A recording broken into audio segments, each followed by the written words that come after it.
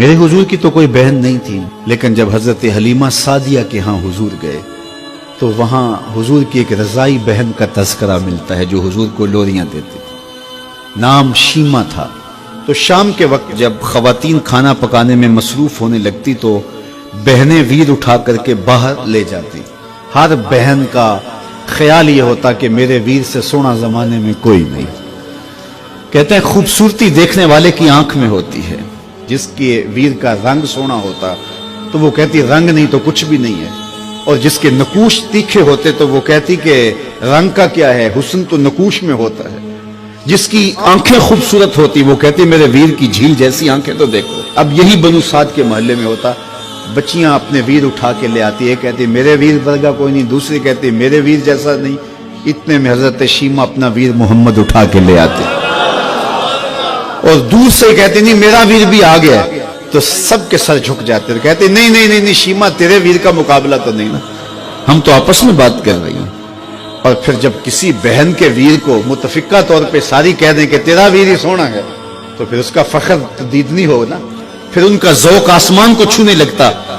इब्ने हश्शाम सीरत की सबसे पहली किताब, उसमें ये वाक़या लिखा है कि फिर हज़रत शीमा हुजूर को अपनी आगोश में लेकर समेटती और फिर चूमती और फिर वो लोरी देती, और वो लोरी के लफ्ज भी लिखे हैं, रब्बना अब के लना मुहम्मदा हत्ता अराहु याफियम व अमरदा, अल्लाह मेरे वीर मोहम्मद को सलामत रखना।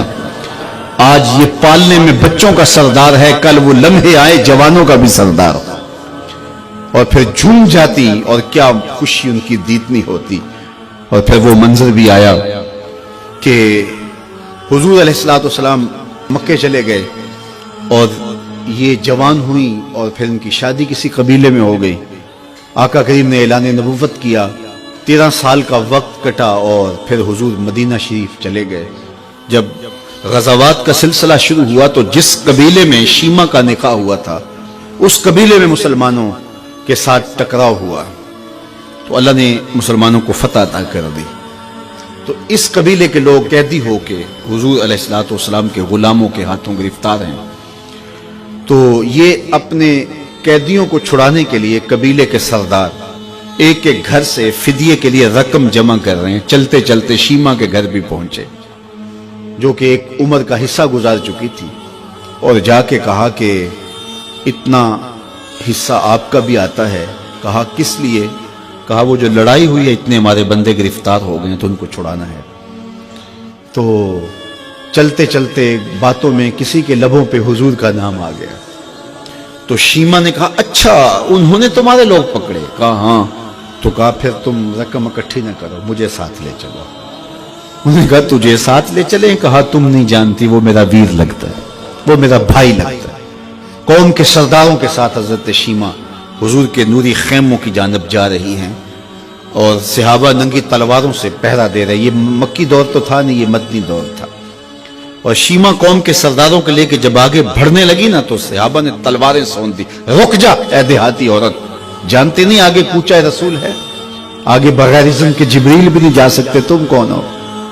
तो शीमा ने जो लफ्ज कहे वो लफ्ज नहीं है। उसने कहा खल्लू सबीली वालमू आना उख्त नबीयकुम, मेरी राहें छोड़ दो, तुम जानते नहीं मैं तुम्हारे नबी की बाजी लगती।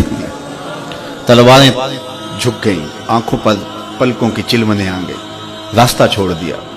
हुजूर के खैमा नूरी में दाखिल हुई तो हुजूर ने देखा, पहचान लिया, उठ के खड़े हो गए।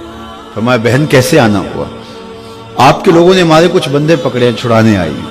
तो फरमाया बहन तूने जहमत गवारा क्यों की? तू पैगाम भेज देती मैं यूं ही छोड़ देता, लेकिन तुम आ गई हो, अच्छा हुआ मुलाकात हुई।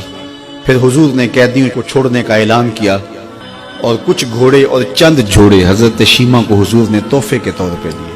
वीरों के दरवाजे पर बहने आए तो वीर खाली तो मोड़ा नहीं करते, तो हुजूर ने बहुत कुछ अता किया। और फिर रुखसत करने खैमे से बाहर आए तो सहाबा की जमात मुंतजिर थी। फरमाया सहाबा जब मैं कैदी छोड़ा करता हूँ मेरी आदत तुम्हें मालूम है कि मैं पहले तुमसे मुशावरत किया करता हूँ। आज ऐसा मौका आया कि मैंने तुमसे मुशावरत भी नहीं की और कैदी भी छोड़ दिए।